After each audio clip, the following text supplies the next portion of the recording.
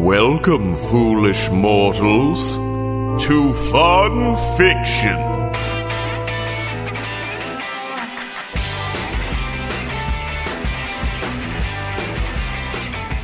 Welcome to Fun Fiction, ladies and gentlemen, the weekly show about movies, media, and how the internet ruins it. I am your host, Scotty Moore, joined this week by the Disney boy, Zach Moore. Hi, friends. I guess I'm the Disney boy. So nice to meet you all. You're the everything boy. I'm the everything boy. Jeez. When I check out Zach on Twitter, I'm just like, I feel like we could be best friends, but neither of us want to put the effort into it.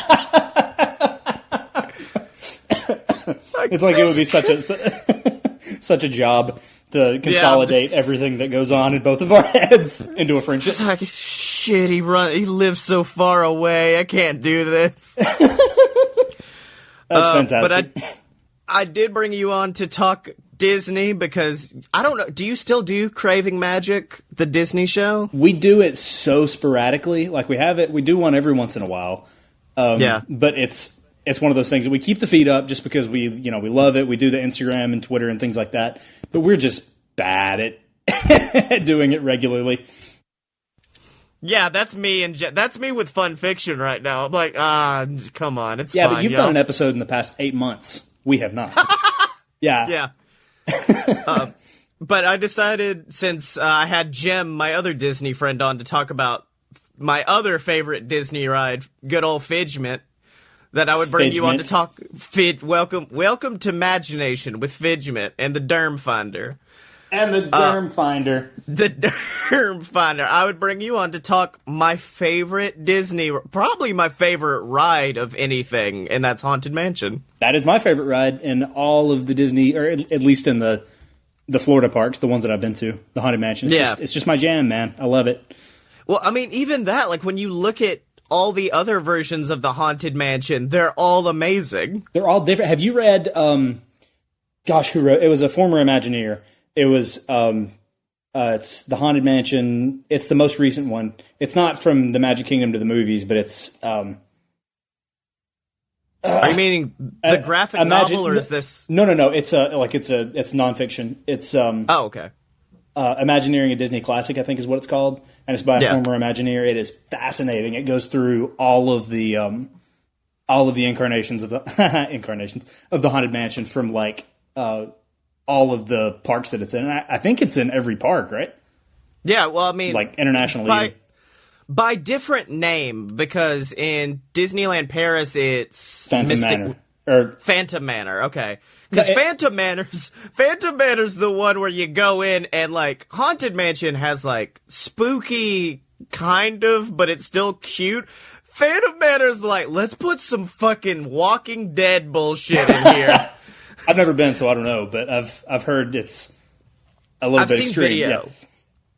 And then there's Mystic Manor in, I think it's Shanghai, because they couldn't, because culturally, like, in that part of the world, you don't talk about ghosts or spirits or afterlife or anything like that. So, like, they had to do one that was just basically illusions, you know? Yeah, was it that, or was it the fact, because I read somewhere they were like, yeah, this wouldn't be scary to them. It would just be offensive. So instead, we're gonna have a monkey fuck things up for a while. Okay, that'll work. Yeah, that's the one incarnation that I definitely want to have to ride before I go to my own Haunted Mansion of Death. I want to go ride that one. Yeah, the Haunted Mansion of Death. So were you always a Disney park person your entire life? No, God. It wasn't until my first trip was in 2013. And really? Yeah, Rachel basically had to drag me there. I was like, I don't know. I don't think I'm gonna like this. It just seems like a lot. And then I got there and I was like, let's move here. No, this is genuinely the exact same story, but mine was a few years later. My girlfriend at the time was like, for my graduation, we're going to Disney and they want you to come. And I'm like, no, I don't want to go. I don't care. It's going to be stupid. And she's like, but just come. And I'm like, okay, fine. I will say I was genuinely afraid and on edge the first time I rode the Haunted Mansion. Because I don't know why I didn't know the vibe that well of Disney to where they're like, no, we wouldn't put a jump scare in a ride. So the whole time I'm like... Right, the whole time you think it's going to be like Universal Halloween Horror Night style, like, because you see how above and beyond Disney goes on everything else. Like, by the time it's, you know, it's kind of toward the back of the park, right? So you have to walk through everything and see how they do things, and you see this haunted house, and you're like, do they want me to die here? You know, so... Do they want me to spread my ashes? Yeah. I mean, that's a what thing. is it? Is it Code Gray? What's it called? When someone spreads ashes and Disney has to stop it? I think so, but apparently it happens all the time. Yeah. Oh, without doubt, 100%. Also, fun fact, that's the same trip where I rode Great Movie Ride for the first time, and when we went through the alien section, I'm like, this is bullshit, Disney, thank you. Yeah, that was pretty horrifying. Yeah, for no reason, they're like, oh, everything's happy-go-lucky, let's take a look back into the past, and now there's a xenomorph eating your face. It's gonna eat your face off, kids. And you're not even wearing a seatbelt. My favorite time I ever rode Haunted Mansion, though, was we got stuck on the monorail for 40 minutes. And afterwards, they gave us like 6 fast passes. Used them all on the Haunted Mansion? Oh, no. Okay. Although, I do mostly use my fast passes on Haunted Mansion, which sucks because the queue is amazing nowadays. Is fantastic. The Dread family, so great. Oh, yeah.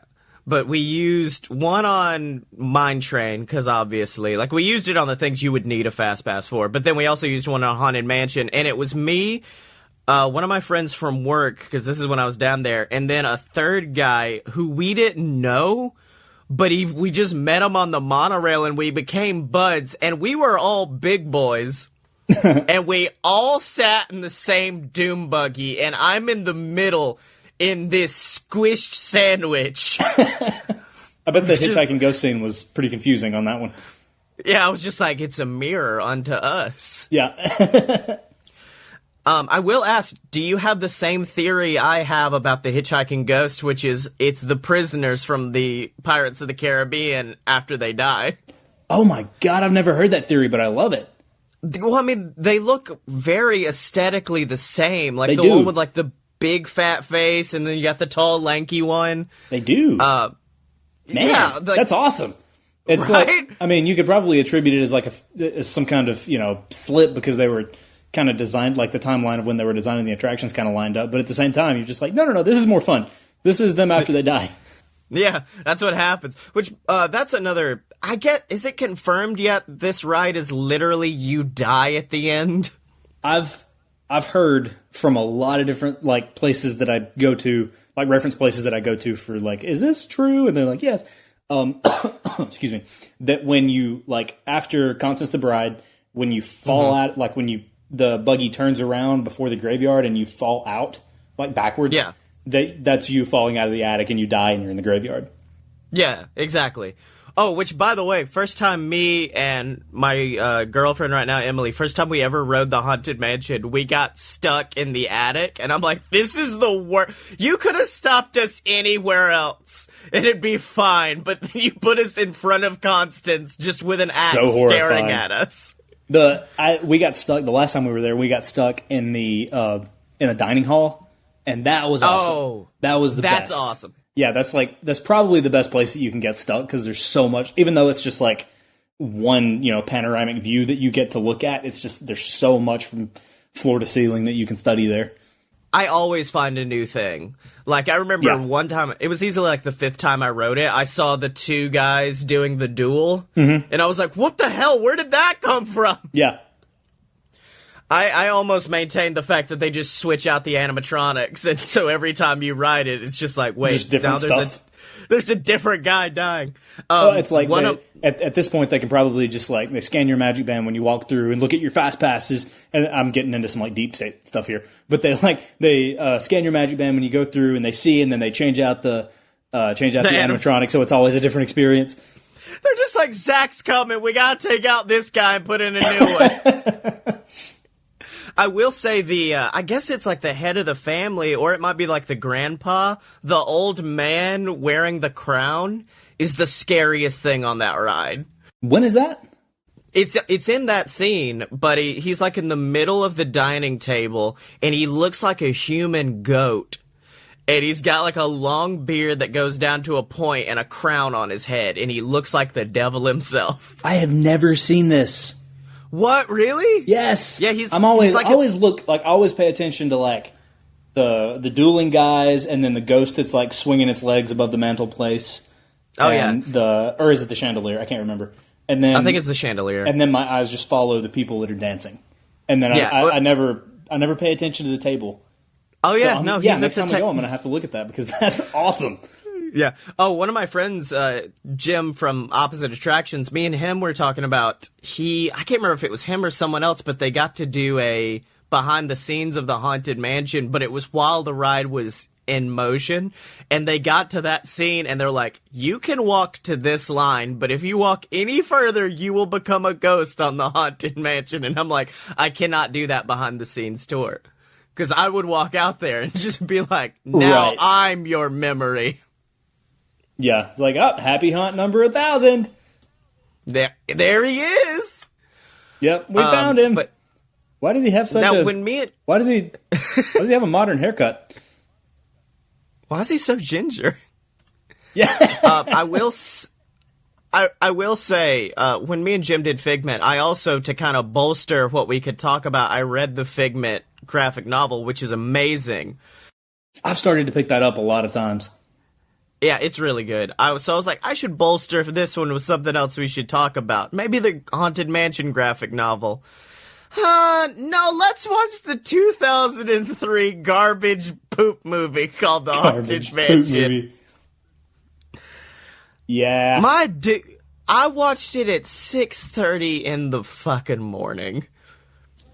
Did you? It wasn't Were you on cocaine? Like, how did you do that? It wasn't. I stayed up to watch Japanese professional wrestling at 4 in the morning, and when that was done, I was like, well, let's go see what Eddie Murphy's getting up to with his antics. And it's just like, when you think about Pirates of the Caribbean, that's a movie where, like, the whole time as you're watching it, you still do get the feeling of the ride. Right. Meanwhile, this film instead decides, let's talk about Eddie Murphy and his family problems for a while. Right. And it's like they throw in the aesthetic parts of the Haunted Mansion, but you don't really get the mood of it. Yeah. You know, they throw in like scenes and stuff, like the probably the most prominent one is when they're when Eddie Murphy is in there with God, what's her name? She ends up she's Madame Leota. Madame Leota. I was trying to think of the actress's name, but yeah, when he's in there with her and all of the the musical instruments are floating above their head, like that's probably the most the most honest thing that was derived from the ride for the movie. Well, with me, I think it's a few scenes before that, because there's a few scenes before that where he's walking through a hallway with a candelabra, and as he passes by paintings, they start illuminating, and then he passes like through the wallpapered corridor, and then there's the breathing door. That was the closest it got to the ride for me. And I'm sorry, go ahead.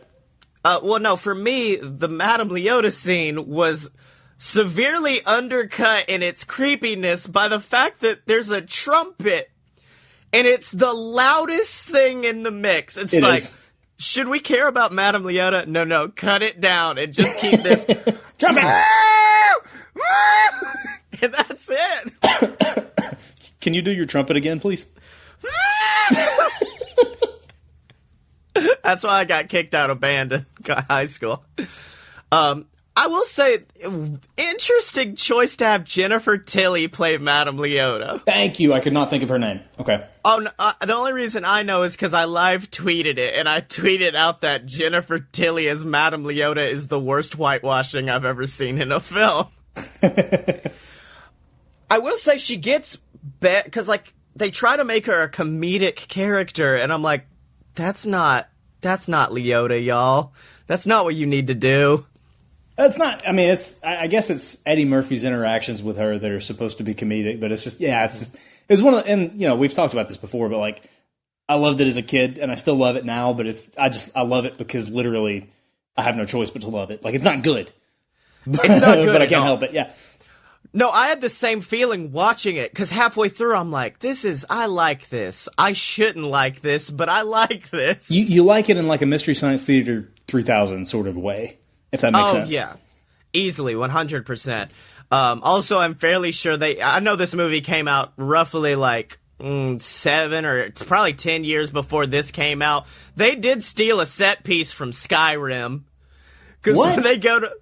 When Eddie Murphy goes to get that key where he has to dig through a corpse, literally in a Disney film, there's a hanging and Eddie Murphy has to dig through a corpse to get a key. Yeah. It looks like a Skyrim dungeon, including the, like, zombies pushing off the top of their coffin and climbing out of it. Huh. Yeah, I guess... I'd like to see a side-by-side, like, photo of that. Oh, yeah. Like, a comparison. I will say my favorite Madame Leota moment in the film, by the way, is near the end, and it's when Eddie Murphy has been kicked out of the house, and he's sitting by his car, and he's like, my wife has been kidnapped because reasons, I guess. I don't know what to do. And then... Reasons, I guess.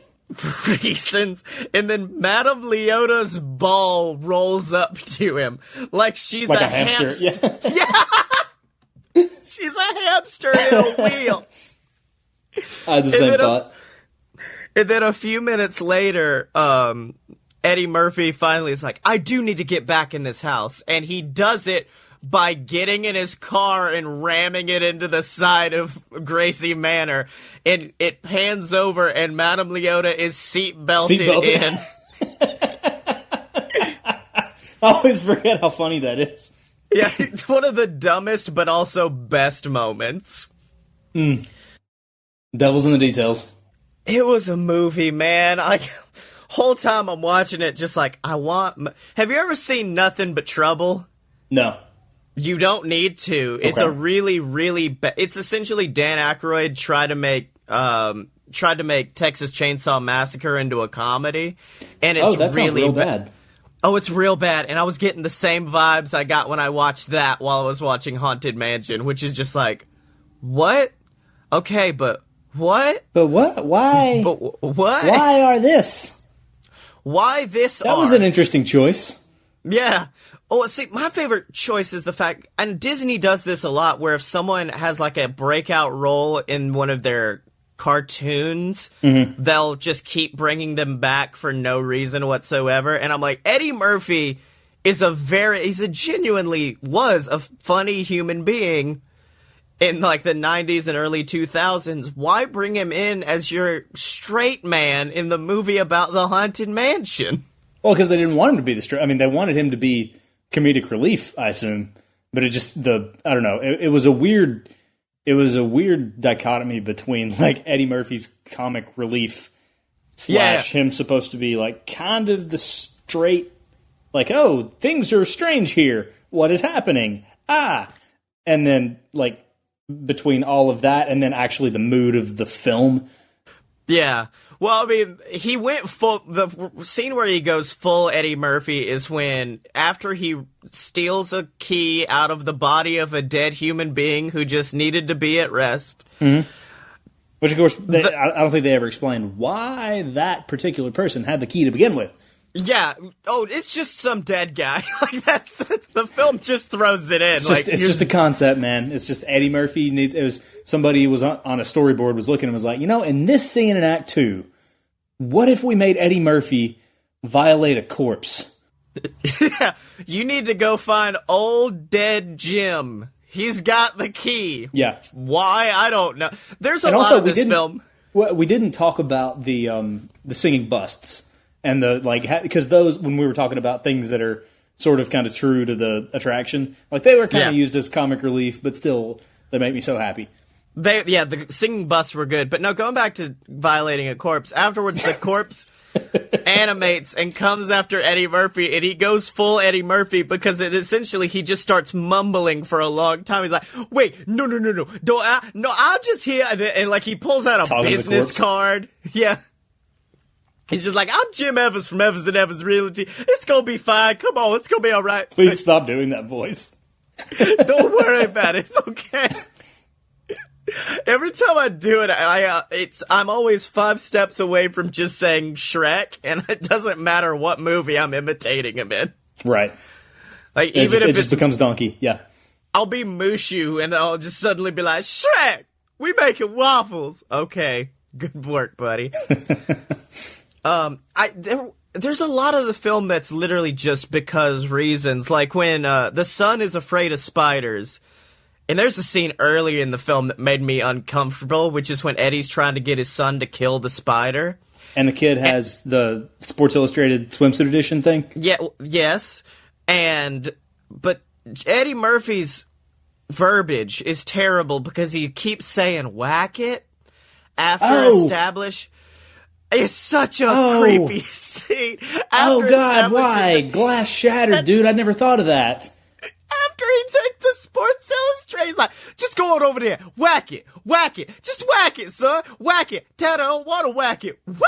And I'm like, no. And then his sister, I'm so upset now. But going you off have ruined of that, my day. Going after that, when they have to leave Skyrim, the door locks, and then once again, for reasons, spiders crawl out on the door. I'm like, okay, cool. Concepts. Yeah, the film was very much not a, let's explain why this happens. The film was very much a, this is happening. Yeah. And you're just gonna be with us and you're gonna deal with it because you heard Raven Simone sing Superstition and you really wanted to see the film after that. That is probably what happened. Yeah, that's 100% what happened. But we've talked the film, we've talked the ride, we did not talk the graphic novel. And that's I've only read like the first 3 issues of what became that graphic novel, but I really enjoyed it. I can't remember anything about it, but I remember enjoying it. It was good. But now I'd like to talk about Patreon.com. You talk about Patreon.com. I'm going to hang back. All right, that's the website where you can support the BS Network, whether that be fun fiction, Fight Boys, opposite attractions. If you are enjoying this theme park talk, make sure to check out that show. It's about building our own theme park. And, of course, if you donate, you get access to our Discord where you can hang out and chat with us. You get shouted out on the show of your choice, like the Patreon saint of fun fiction himself, Joe Gennaro.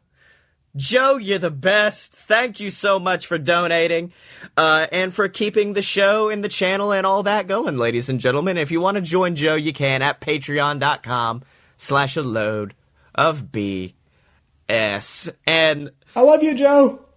Joe, you're the best. I love Joe so much. And we were talking earlier, we're probably going to change the format of the show a little bit because for the past 2 weeks, people haven't had fan fictions. And this week, you have a valid excuse because there was no good Haunted Mansion fan fiction. Oh, thank God. I believe I went to fanfiction.net, looked up Haunted Mansion, and it was like 50 results, all of them based around the Eddie Murphy film. And I'm like, no, I'm not reading this. Well, it's just because Guillermo del Toro has written the ultimate fan fiction for the Haunted Mansion. Nobody's ever going to get to see it. So that makes me so mad. I want to see it so badly. I would pay so much money. Just to not even read it, but just to touch the title page and be like, yeah. If I could just touch the hem of his garment, yeah. This will be 10 times better than anything that Eddie Murphy ever did. But yeah, we're going to change the format of the show since the YouTube channel is now kind of reading your fan fiction. It's now going to be half review, half written fan fiction from me or my guest.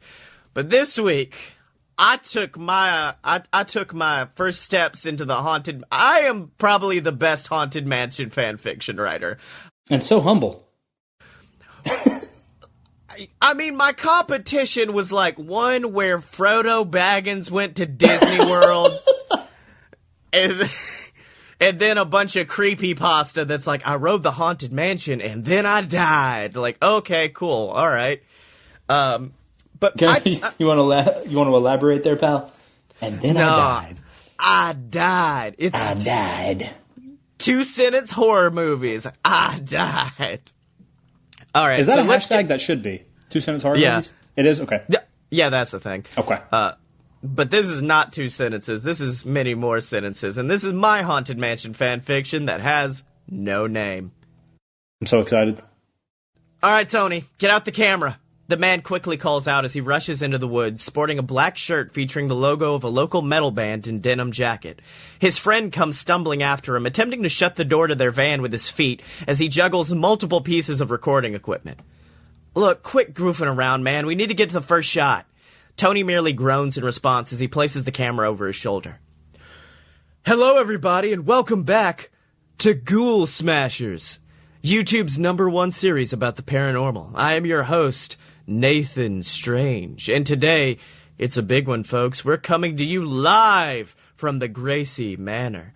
Tony attempts to focus the camera as he zooms in on the massive, dilapidated home behind them. Nathan begins to walk forward towards the mansion as Tony refocuses. We got an anonymous tip that this home is absolutely filled to the brim with paranormal activity.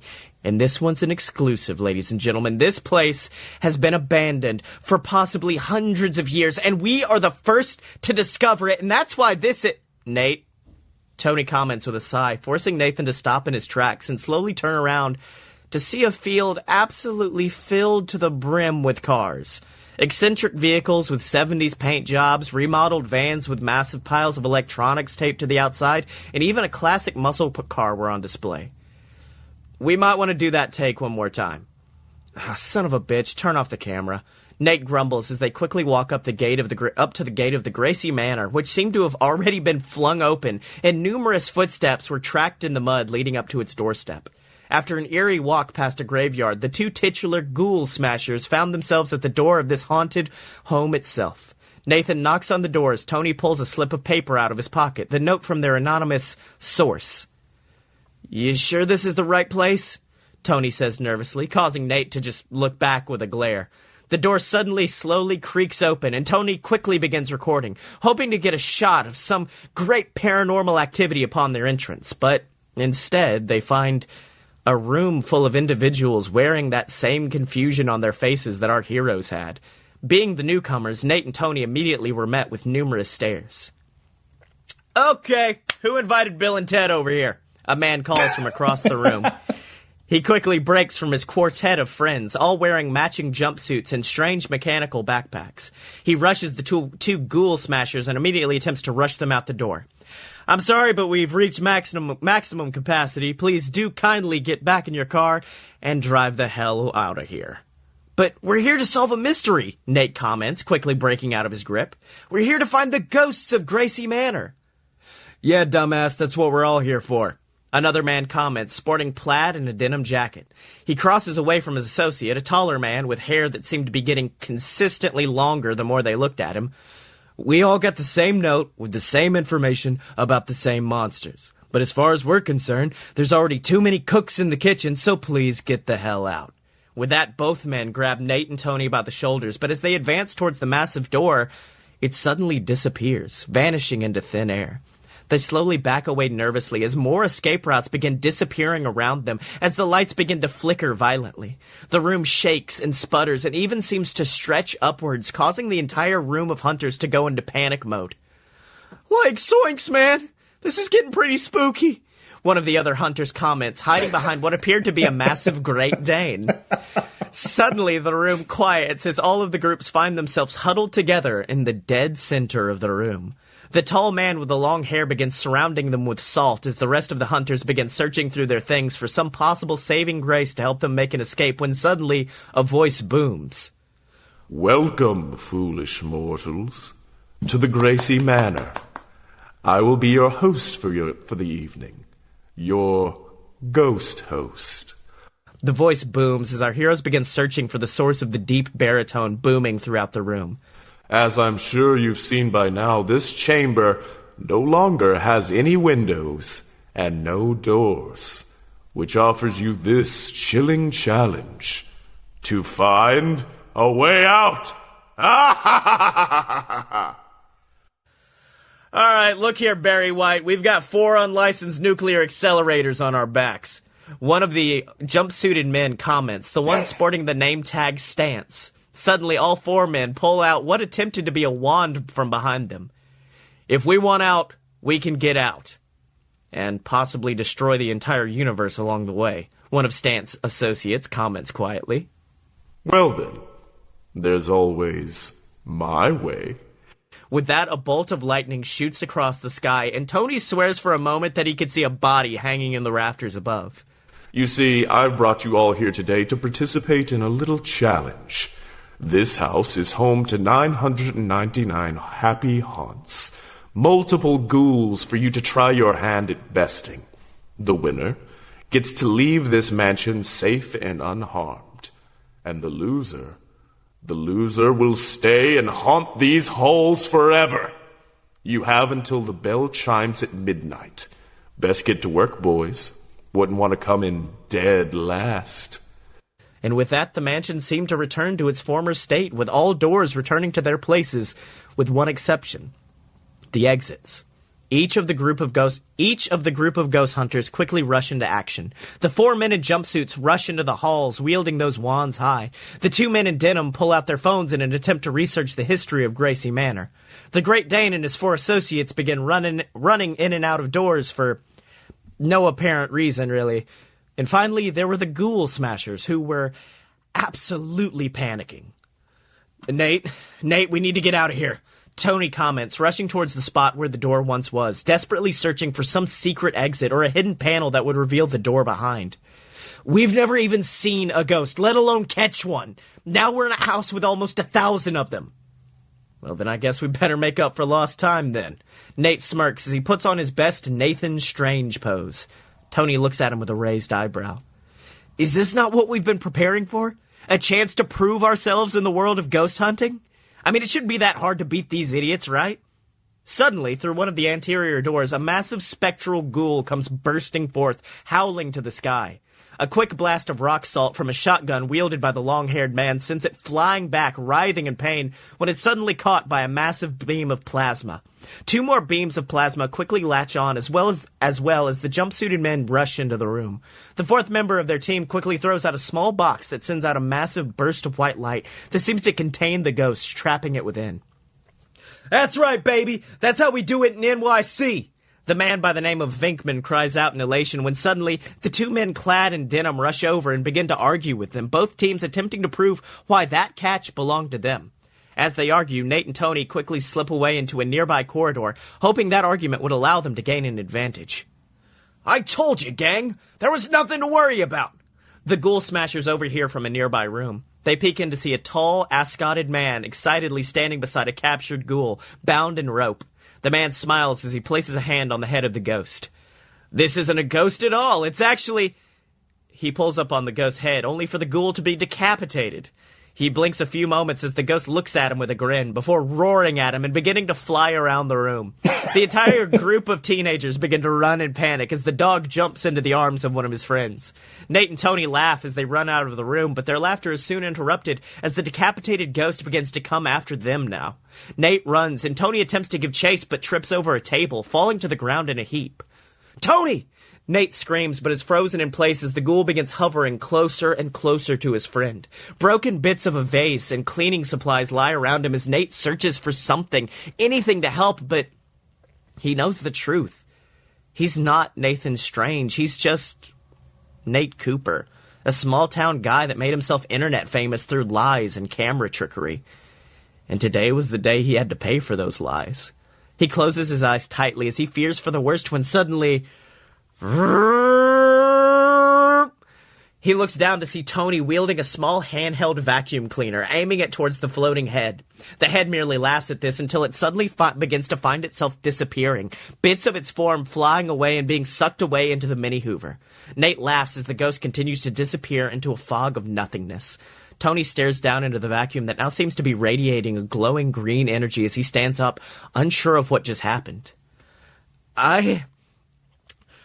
I'll be honest, had no idea that was going to happen. Tony comments, dazed, as Nathan rushes over and embraces his friend before looking down at the small vacuum. They weren't sure how exactly it worked, but they did know one thing. They were back in the game. The 2 Ghoul Smashers spent the next few hours rushing through the house and collecting ghost after ghost in that small handheld vacuum, each time that bright green glow growing brighter and brighter. Shh! Nate comments, holding Tony back as they hear a voice coming from a nearby room. They slowly move around the corner to find a small floating ball surrounded by numerous instruments flying across the room. And the music was beautiful. It was the most enchanting thing either of them had ever heard, and they stood there hypnotized. Until suddenly 2 chairs shot across the room and began dragging them towards the green orb, which contained the head of a woman. Hunters and pests have entered our home. The woman comments quietly as the music slowly grows more ominous around them. Their breath quickens as she glares at them with fury. Destruction and mayhem wherever they roam. The man feeds on greed and is ready to burst, but seems to forget we were here first. What are you talking about? Nathan comments quietly as she glares once again at him, chilling him to his core. This home was a haven for ghoulies and ghosts till we were invaded by the miserable host. Wants to steal our home, evict all within, and is using you to commit his sin. This was your home? Tony comments, leaning into the ball. She solemnly nods as he turns to Nate with a grimace. This place is all they have left, Nate. I mean, I know we need to win, we need to escape, but at their cost? Nate looks down as the chair slowly is moved away, allowing them to exit. The duo sigh and stand up as Nate continues to stare down at that glowing green vacuum in his hand. And suddenly the sound of a bell fills the halls, and Tony looks down at his watch to discover that it was in fact midnight. The competition was over, and each of the group of ghost hunters quickly rushed to the foyer to discover who was the winner. Look, I got at least 151, one voice calls out from a group. Well, I got 230, another yells out. Suddenly, our 2 ghoul smashers bust into the room and slam the vacuum cleaner on the table, where it was prepared to be presented to the ghost host. 562. Nate comments solemnly when suddenly a voice booms out once again. Congratulations, Nathan Strange. You've done it. You have captured the most ghouls of any man here today, and you've earned your reward. Suddenly the door begins to apparate at the front of the mansion once again. Our 2 heroes turn towards it with a sigh when suddenly massive cages fall from the ceiling and capture each of the other teams, locking them in place. Now, please collect all of the ghouls and take them away from this place. You've earned it. Wait a minute. Why do we need to take them away? Isn't this their home? Tony asked to the voice as they passed by a room that had gone fairly unnoticed until this point. A curtain decorated the outside, camouflaging it, and as they slowly approach it, they hear something strange. Well, yes, it was their home, but now their home is with you. You are their master and commander, an army of ghosts at your command. From behind the curtain, they can hear another voice speaking along with the ghost host, but it sounded smaller, more meek.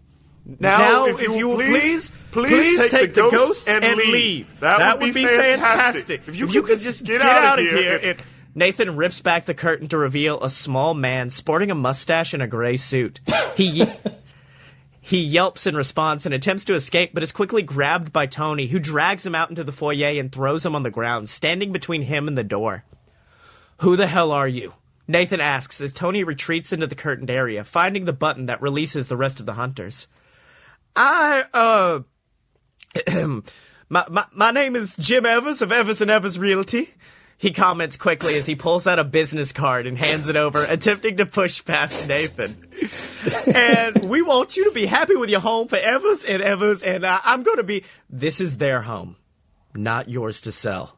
Nathan comments as he looks back to see the cages being raised and the rest of the hunters all grabbing their traps. What? No. I wouldn't try to sell it. No. I was trying to show you guys a good time. Maybe sell your house. I don't know. We all friends here, right? He pleads with Nathan once again, who raises an eyebrow, then smirks. Yeah, you're right. We are all friends. And with a quick flick of the reverse button, Nathan sends all of those 562 captured ghosts flying into the sky, where they quickly descend upon Evers and attack him. The rest of the hunters all do the same, and eventually 999 happy haunts take their vengeance upon Jim Evers for what he has done to the Haunted Mansion. All right, is that all of them? Nathan finally comments after Evers was violently ejected from the home. The rest of the hunters all nod with smiles on their faces. Yep, that's totally all of them, the long-haired man comments as he and his brother hide salt and gasoline behind their back. Good. You know something, guys? Nathan comments with a smile as he looks towards the group of ghosts and their hunters right below them. I know none of us were exactly fans of ghosts before this, and I mean with good reason. They've attacked our houses or even blew up our cities, but maybe that's just because those ghosts didn't have a home. They didn't have a second chance for happiness. Maybe that's why we're all brought here today. A second chance. So you know what? From now on, I don't think it's our job to hunt ghosts. It's our job to relocate them. To give them a second chance here. Because I know this house is full of 999 happy haunts, but I'm sure there's room for one more. Epilogue! And then, like, dancing music in the background.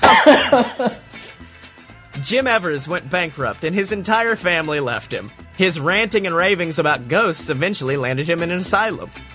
The Great Dane and his friends went on to form a detective agency revolving around less paranormal things, realizing that they were pretty bad at actual ghost hunting. The two brothers died. Like at least 50 times. They came back, they got better, but they died a lot. And the group of 4 jumpsuited men formed an organization that spread across the world, each forming sanctuaries to contain ghosts and give them a second chance. They even formed a chapter that was all female, and the internet hated it even though it was actually pretty good. And the Ghoul Smashers? Well, the Ghoul Smashers didn't beware of hitchhiking ghosts, and unfortunately, one of them followed them home. They have since started a podcast together. The end. I owe you an apology. Well, that truly has to be the best Haunted Mansion fanfic on the internet. You. I applaud you, sir. I applaud you. It was originally going to be just the Ghostbusters go to the Haunted Mansion, and then it just grew into this. Like all of the other ghost hunting teams that media has given us over the past 70 years. It made me mad because I Googled it, and there aren't that many. Because, like, I looked up paranormal investigators, and they're like, well, Mulder and Scully. I'm like, it's not really ghosts. Right. I mean, I'm sure they did eventually, but, like, not really. And so, like, if you look at strictly ghost hunting, I left one out because I realized it would probably be weird to have Danny Phantom in there, but I did almost put in Danny Phantom, just like a sixth. I think you could have made it work. A 6th synth song begins playing throughout the mansion as 2 white discs emerge, and then a fucking ghost comes out and they all kidnap him. That's fantastic. Yeah. I love the fact that you pretty much made the Haunted Mansion in this story like the original idea of the Haunted Mansion, where it's like a retirement home for ghosts, kind of. Yeah, and that's what I like. It got real Lilo and Stitch at the end. I was just like, everyone has a place, even the ghosts. Oh, so, Zach, ghosts can have an Ohana too. Ohana mean ghost. So, Zach, it's been an episode of this show podcast. It certainly has been. I've had a blast. Where can people find you on the internet? People can find me on the internet machine at Wacky Zach on Twitter, and I think on Instagram it's Wacky Zach with an underscore up in there somewhere. I don't know. I'm bad at keeping up with my own name. But that's where I can be found.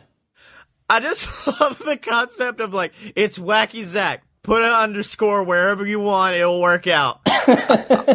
You should be able to find me either way. Hold on. I'll look and see if it's at the beginning or the end. Just like half a second. And Wacky has an H as well. It does. Yeah. While he looks that up, I can be found on Twitter at ScottyMo, ScottyMo. You can buy my books on Amazon. Just look me up. You can find the Quetzalcoatl trilogy or BS versus the Gods there, ladies and gentlemen, for you to check out. So check it out. Check out all the other shows. Underscores at the end. Hell yeah. You can check out all the other shows at a load of pure BS.com. If you do like theme park talk, check out Opposite Attractions, where me and my buddy Jim Murphy build our own theme park. We just finished season 4. We're about to start up season 5, and I have no idea what the park's going to be, and it might be scary. So check all that out. Check out Zach's shows that don't really happen anymore. I mean, Nerds Who Make is still on the internet. I never took it down. It's still, I've got it archived. It's still, you can still find it on iTunes and Stitcher and Spotify and stuff. I just don't quite do it anymore. I haven't decided if I'm going to at some point in the future, but I wanted the option, Yeah. That was me and Brenna's first big break. We got to be on an episode of that, like, half. Huge break that was. Such a huge break. It brought us 2 listeners. That was a fun episode, too. It was really good. So, yeah, check out all those old shows. And, of course, remember to support the show on Patreon or by picking up some merch at merch.aloadofpurebs.com. Rate us on iTunes. Subscribe on YouTube. I read other people's fan fiction on there. I haven't done it in a few because I've been super sick. But now I have an awesome new microphone to record with. But until next time, Zach, do you know what to say? Oh my god, I forgot. I feel like the worst guest in the world. What do I say? Well, unfortunately, because you've forgotten, a baby Hitler will follow you home. Kindly step in, please. But for real, stay away from baby Hitler. He will not lower the lap bar for you.